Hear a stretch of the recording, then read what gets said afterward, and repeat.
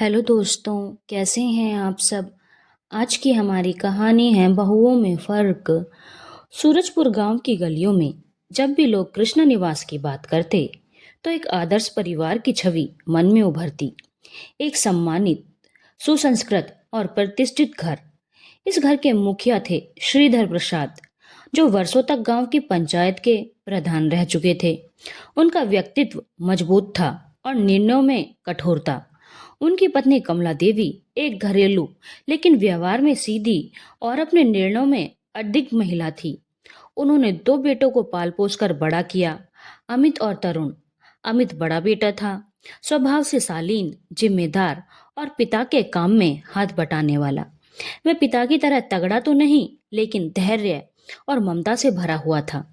उसकी शादी स्वाति से हुई थी, एक मध्यम वर्गीय शिक्षक परिवार की बेटी, जो परंपरा और सेवा को अपना धर्म मानती थी।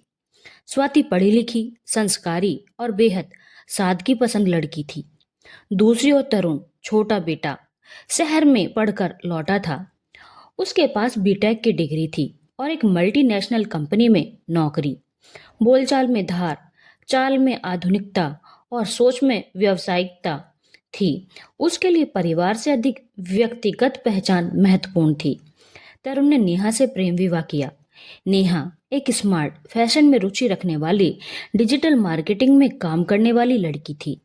जब वह पहली बार घर आई तो उसकी स्टाइल और चाल ढाल देखकर कमला देवी ने कहा, अब हमारे घर की शोभा दुगनी हो गई।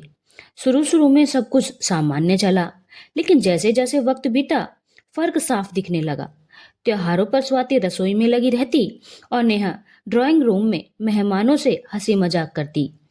पूजन की थाली स्वाति सजाती, लेकिन प्रशंसा नेहा को मिलती।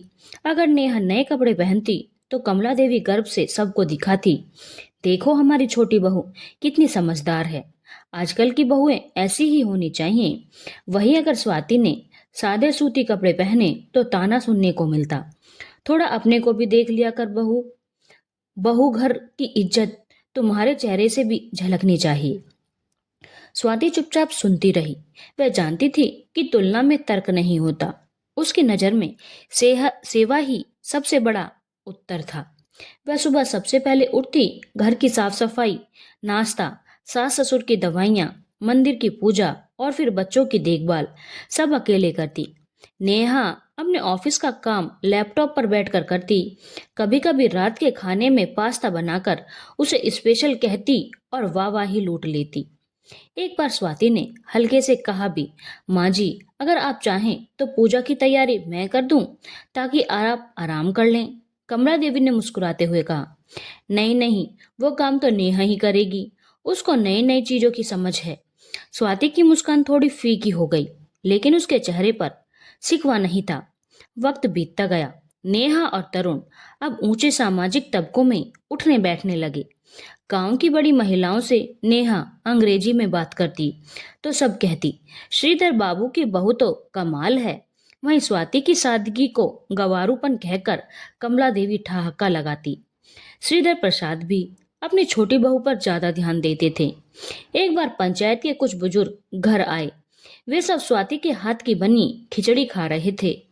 तभी श्रीधर ने हंसते हुए कहा, ये तो हमारी पुरानी बहू है, बस रसोई तक सीमित रहती है। असली स्मार्टनेस तो नेहा में है। स्वाति वहीं खड़ी थी। उसकी आंखें झुक गई, पर उसने चुपचाप दही का बर्तन उठाया और अंदर चली गई। कुछ समय बीत गया। घर में धीरे धीरे एक अदृश्य दीवार खड़ी होती जा रही थी।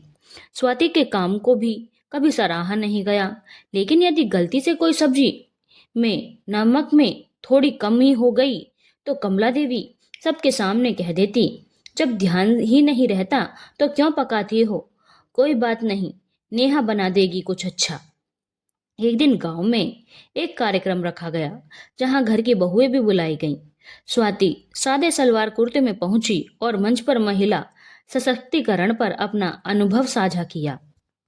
वहां मौजूद कई महिलाओं ने तालियां बजाई, लेकिन जब वह घर लौटी तो कमला देवी ने कहा, अब क्या भाषण देने लगी हो, घर के काम छोड़ो और मंच संभालो।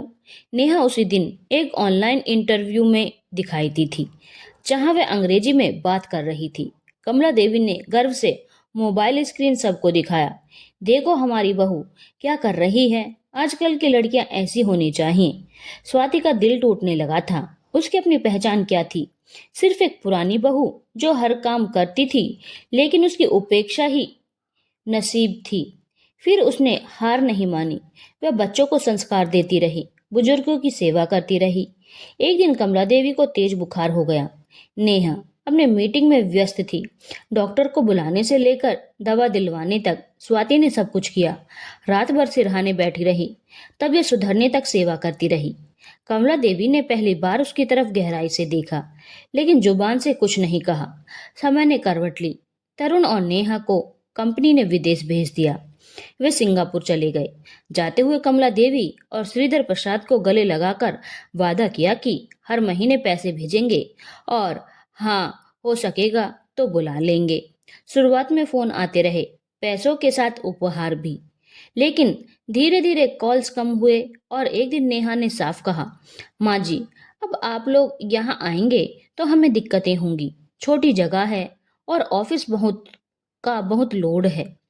श्रीधर प्रसाद का चेहरा उतर गया। अब उन्हें याद आई स्वाति, वही बहू जो सुबह की चाय से लेकर रात के बिस्तर तक हर बात का ध्यान रखती थी, जो हर ताना सुनकर भी कभी पलटकर कुछ नहीं कहती थी। अब वो बहू बेटी सी लगने लगी थी। एक दिन श्रीधर ने धीरे से कहा, बहू, बहुत दुख दिया है हमने तुम्हें। तू तो इस घर की असली बहू नहीं, असली बेटी है। स्वाति की आंखें भर आई। उसने कहा, बाबूजी, घर तो वही होता है जहां सब एक दूसरे की परछाइयां समझे। ताना भूल जाऊंगी, लेकिन आज जो आपने बेटी कहा वो हमेशा याद रहेगा। अब घर में नया सूरज उगा। कमला देवी ने सार्वजनिक रूप से सबके सामने अपनी गलती मानी। पंचायत में महिलाओं से कहा, हमने बहुओं में फर्क किया। जो काम की नहीं लगती थी उसे आधुनिकता का नाम दिया। जो सब सहती रही उसे सादगी को कमजोरी समझा। लेकिन असल में घर को जोड़े रखने वाली स्वाति है। स्वाति अब घर की व्यवस्था संभालती थी। उसका सम्मान सब करते थे।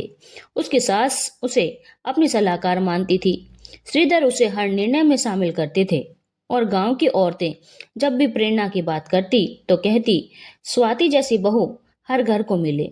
परछाइयां अब मिट चुकी थी। घर फिर से एक हो गया था और इस एकता की नींव थी प्रेम, धैर्य और सेवा। परछाइयां समय बीतता गया। स्वाति की सहनशीलता और व्यवहार का असर पूरे परिवार में दिखने लगा। न केवल श्रीधर प्रसाद और कमला देवी, बल्कि गांव के अन्य लोग भी अब उसे सम्मान देने लगे थे। एक दिन गांव के स्कूल में महिला सशक्तिकरण पर एक विशेष कार्यक्रम रखा गया और स्वाति को मुख्य अतिथि के रूप में बुलाया गया। जब वह मंच पर पहुंची तो लोगों ने खड़े होकर उसका स्वागत किया। स्वाति ने कहा, एक महिला की सबसे बड़ी शक्ति उसका धैर्य और प्रेम होता है। अगर हम अपमान के जवाब में अपमान दें तो रिश्ते टूट जाते हैं, लेकिन अगर हम सेवा और सच्चाई से आगे बढ़ें तो वही लोग जो हमें नजरअंदाज करते थे एक दिन हमें सिर आंखों पर बिठाते हैं। उस दिन कमला देवी भी वहां मौजूद थी। उनकी आंखों में आंसू थे। उन्होंने मंच पर जाकर माइक मांगा और कहा, मैंने अपनी बहू को कभी नहीं समझा। मुझे लगा जो दिखता है वही सच्चा है, लेकिन जो चुपचाप रिश्ते निभाए वो सबसे बड़ा रक्षक होता है। आज मैं सबके सामने कहती हूँ, स्वाति मेरी बहू नहीं, मेरी बेटी है। गांव के लोग तालियों की गड़गड़ाहट से कार्यक्रम स्थल को गूंज उठे।